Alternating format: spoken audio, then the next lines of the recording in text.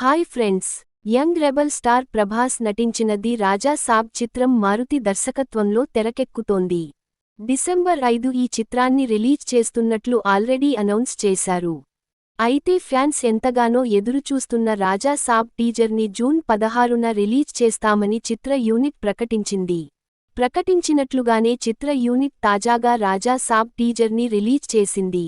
తెలుగు రాష్ట్రాల్లో రాజా సాబ్ teaser launch హంగామా ఒక రేంజ్లో జరిగింది.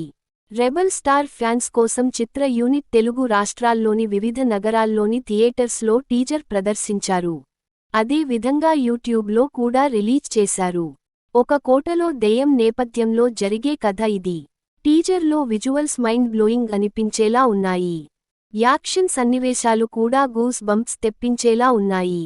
ప్రభాస్ క్యారెక్టర్ని డైరెక్టర్ మారుతి రొమాంటిక్గా, ఫన్నీగా ప్రజెంట్ చేశారు. ఈ ఇల్లు నా దేహం, ఈ సంపద నా ప్రాణం, నా తదనంతరం కూడా దీన్ని నేను మాత్రమే అనుభవిస్తాను అంటూ వచ్చే వాయిస్ ఓవర్తో టీజర్ ప్రారంభం అవుతుంది. సంజయ్ దత్ దెయ్యంగా నటిస్తున్నట్లు టీజర్ ద్వారా అర్థం అవుతోంది.